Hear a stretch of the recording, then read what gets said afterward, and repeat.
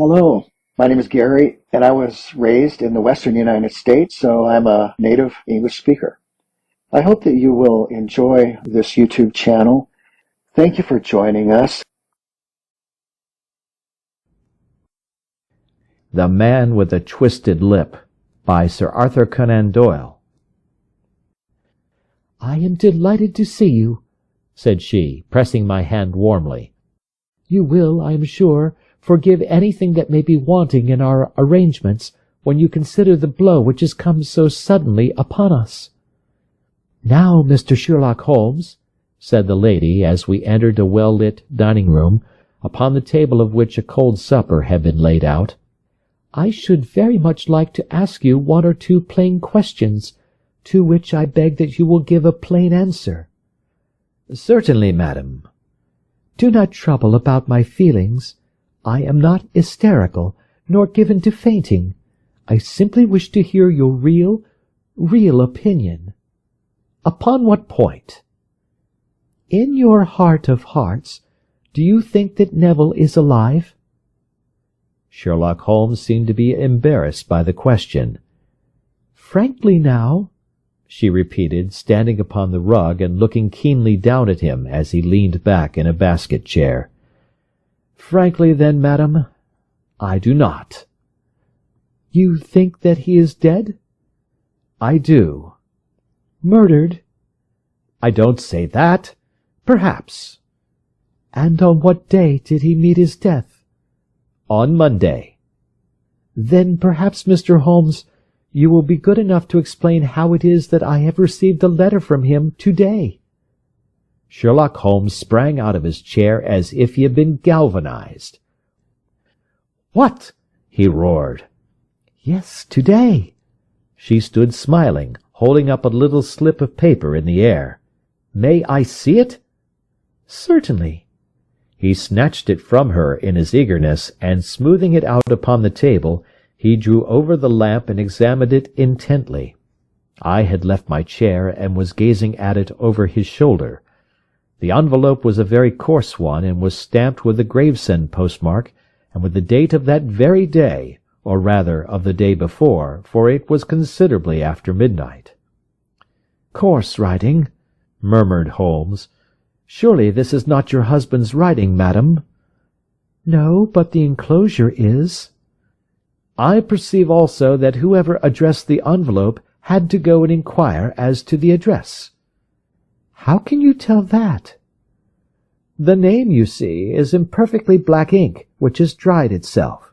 The rest is of a greyish colour, which shows that blotting paper has been used. If it had been written straight off and then blotted, none would be of a deep black shade.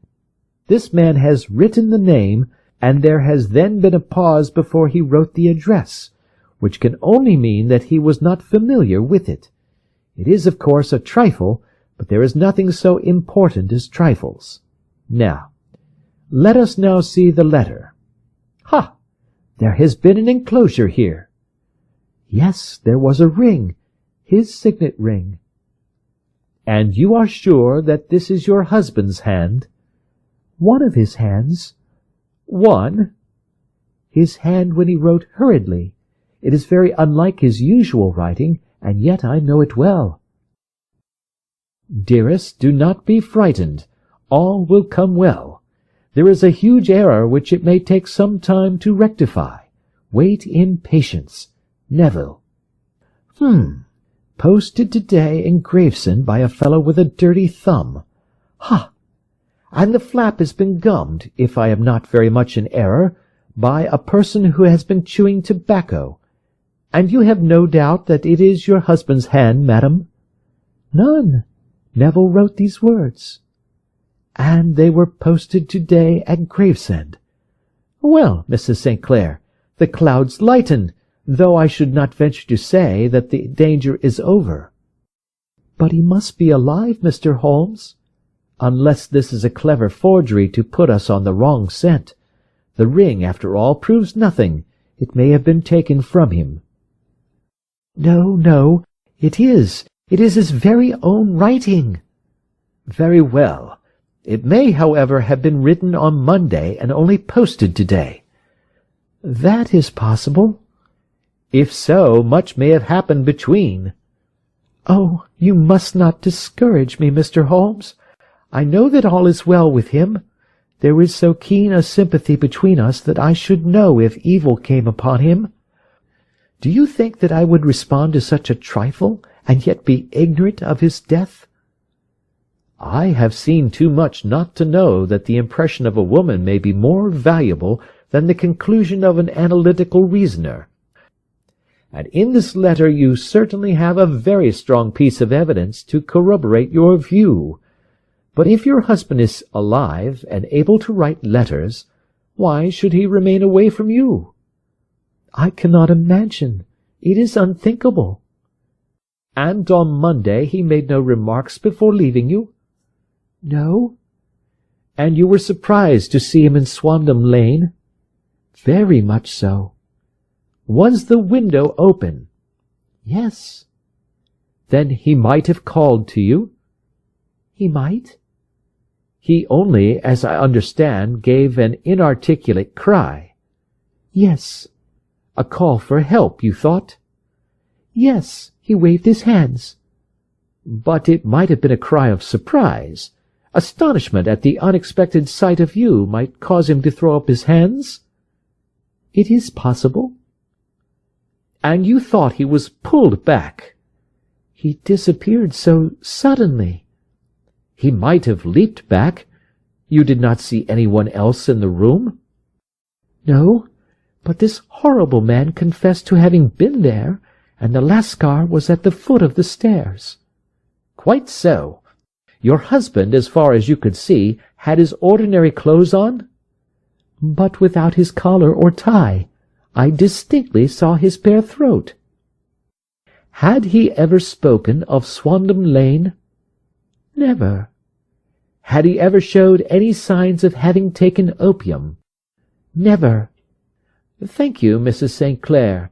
Those are the principal points about which I wish to be absolutely clear. We shall now have a little supper and then retire, for we may have a very busy day tomorrow. A large and comfortable double-bedded room had been placed at our disposal, and I was quickly between the sheets, for I was weary after my night of adventure.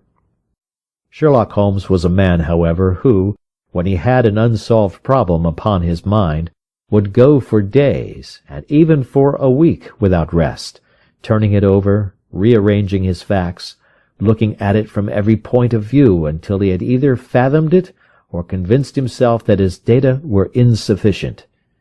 It was soon evident to me that he was now preparing for an all-night sitting. He took off his coat and waistcoat, put on a large blue dressing-gown, and then wandered about the room collecting pillows from his bed and cushions from the sofa and armchairs. With these he constructed a sort of Eastern divan, upon which he perched himself cross-legged, with an ounce of shag tobacco and a box of matches laid out in front of him.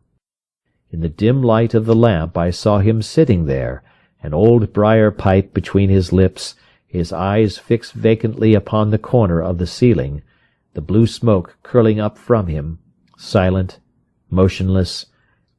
So he sat as I dropped off to sleep, and so he sat when a sudden ejaculation caused me to wake up, and I found the summer sun shining into the apartment. "Awake, Watson?" he asked. "Yes." "Game for a morning drive?" "Certainly." "Then dress. No one is stirring yet, but I know where the stable-boy sleeps, and we shall soon have the trap out." He chuckled to himself as he spoke. His eyes twinkled, and he seemed a different man to the sombre thinker of the previous night. As I dressed, I glanced at my watch. It was no wonder that no one was stirring. It was 25 minutes past 4. I had hardly finished when Holmes returned with the news that the boy was putting in the horse. "I want to test a little theory of mine," said he, pulling on his boots. "I think, Watson, that you are now standing in the presence of one of the most absolute fools in Europe. I deserve to be kicked from here to Charing Cross, but I think I have the key of the affair now." "And where is it?" I asked, smiling. "In the bathroom," he answered. "Oh, yes, I am not joking," he continued, seeing my look of incredulity. "I have just been there, and I have taken it out, and I have got it in this Gladstone bag. Come on, my boy, and we shall see whether it will fit the lock." We made our way downstairs as quietly as possible, and out into the bright morning sunshine.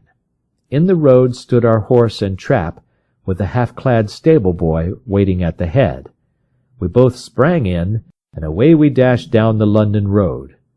A few country carts were stirring, bearing in vegetables to the metropolis, but the lines of villas on either side were as silent and lifeless as some city in a dream. "It has been in some points a singular case," said Holmes, flicking the horse on into a gallop.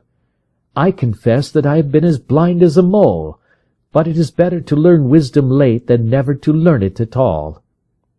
In town the earliest risers were just beginning to look sleepily from their windows as we drove through the streets of the Surrey side. Passing down the Waterloo Bridge Road, we crossed over the river, and dashing up Wellington Street, wheeled sharply to the right and found ourselves in Bow Street. Sherlock Holmes was well known to the force, and the two constables at the door saluted him. One of them held the horse's head, while the other led us in. "Who is on duty?" asked Holmes. "Inspector Bradstreet, sir." "Ah, Bradstreet, how are you?" A tall, stout official had come down the stone-flagged passage in a peaked cap and frogged jacket. "I wish to have a quiet word with you, Bradstreet." "Certainly, Mr. Holmes. Step into my room here." It was a small office-like room, with a huge ledger upon the table and a telephone projecting from the wall. The inspector sat down at his desk.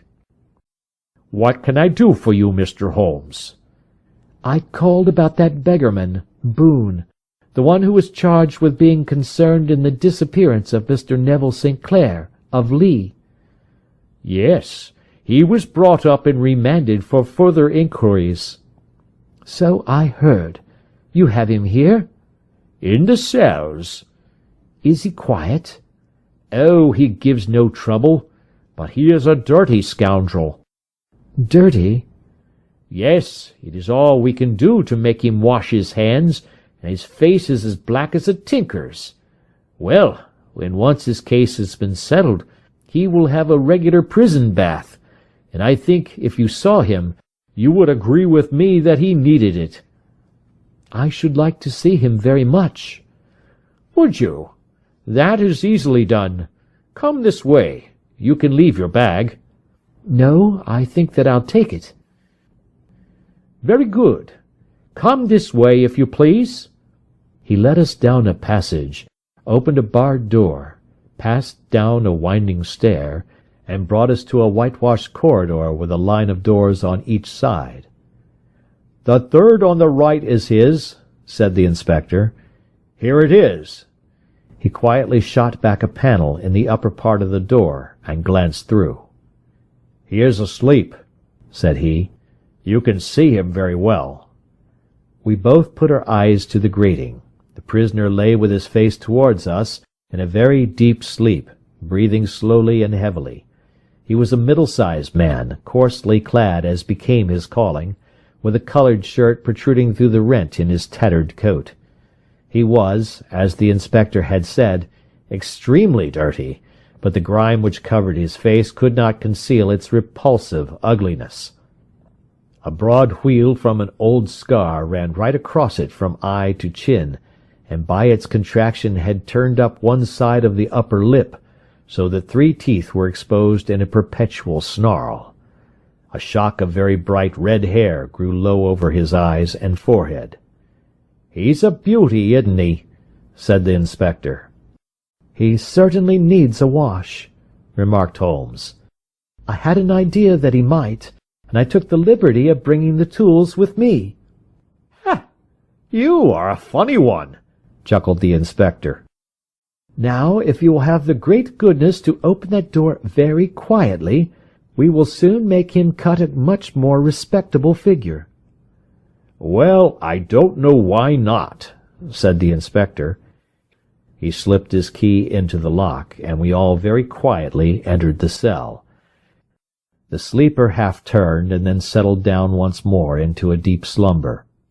Holmes stooped to the water jug, moistened his sponge, and then rubbed it twice vigorously across and down the prisoner's face. "Let me introduce you," he shouted, "to Mr. Neville St. Clair of Lee in the county of Kent." Never in my life had I seen such a sight. The man's face peeled off under the sponge like the bark from a tree. Gone was the coarse brown tint. Gone, too, was the horrid scar which had seamed it across, and the twisted lip which had given the repulsive sneer to the face. A twitch brought away the tangled red hair, and there, sitting up in his bed, was a pale, sad-faced, refined-looking man, black-haired and smooth-skinned, rubbing his eyes and staring about him with sleepy bewilderment. Then, suddenly realizing the exposure, he broke into a scream and threw himself down with his face to the pillow. "Good heavens!" cried the inspector. "It is indeed the missing man! I know him from the photograph." The prisoner turned with the reckless air of a man who abandons himself to his destiny. "Be it so," said he. "And pray, what am I charged with?" "With making away with Mr. Neville St. "Oh, come, you can't be charged with that unless they make a case of attempted suicide of it," said the inspector with a grin. "Well, I've been 27 years in the force, but this takes the cake." "If I am Mr. Neville St. Clair, then it is obvious that no crime has been committed, and that therefore I am illegally detained." "No crime, but a very great error has been committed," said Holmes. "You would have done better to have trusted your wife." "It was not the wife, it was the children," groaned the prisoner. "God help me, I would not have them ashamed of their father. My God, what an exposure! What can I do?" Sherlock Holmes sat down beside him on the couch, and patted him kindly on the shoulder. "If you leave it to a court of law to clear the matter up," said he, "of course you can hardly avoid publicity. On the other hand, if you convince the police authorities that there is no possible case against you, I do not know that there is any reason that the details should find their way into the papers. Inspector Bradsheet would, I am sure, make notes upon anything which you might tell us and submit it to the proper authorities. The case would then never go into court at all." "God bless you!" cried the prisoner passionately. "I would have endured imprisonment, aye, even execution, rather than have left my miserable secret as a family blot to my children. You are the first to have ever heard my story. My father was a schoolmaster in Chesterfield, where I received an excellent education. I travelled in my youth, took to the stage, and finally became a reporter on an evening paper in London. One day my editor wished to have a series of articles upon begging in the metropolis, and I volunteered to supply them. There was the point from which all my adventures started. It was only by trying begging as an amateur that I could get the facts upon which to base my articles. When an actor, I had, of course, learned all the secrets of making up, and had been famous in the green room for my skill. I took advantage now of my attainments. I painted my face, and to make myself as pitiable as possible, I made a good scar and fixed one side of my lip in a twist by the aid of a small slip of flesh-colored plaster. Then, with a red head of hair and an appropriate dress, I took my station in the business part of the city, ostensibly as a match-seller, but really as a beggar. For 7 hours I plied my trade, and when I returned home in the evening, I found to my surprise that I had received no less than 26 shillings 4 pence. I wrote my articles and thought little more of the matter until, some time later, I backed a bill for a friend and had a writ served upon me for £25.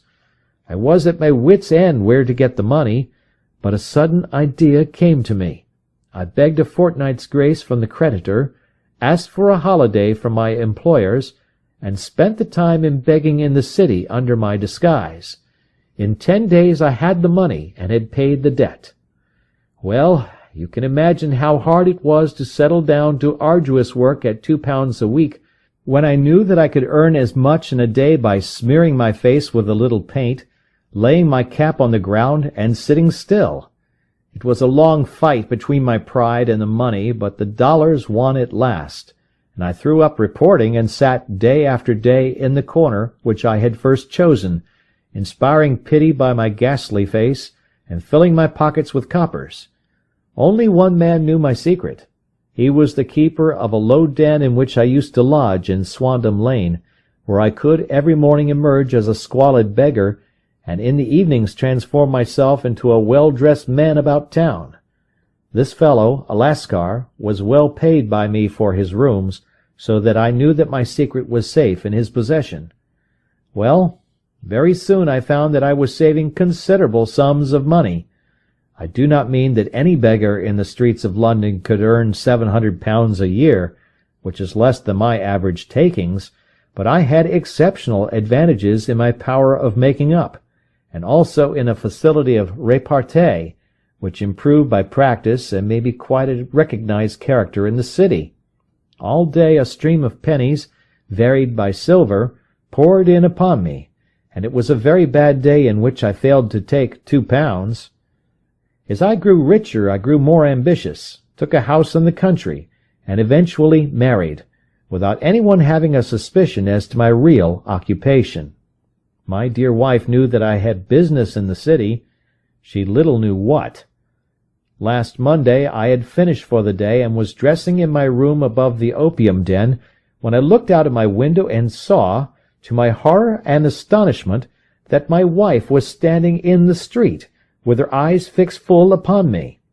Gave a cry of surprise, threw up my arms to cover my face, and, rushing to my confidant, the Lascar, entreated him to prevent anyone from coming up to me.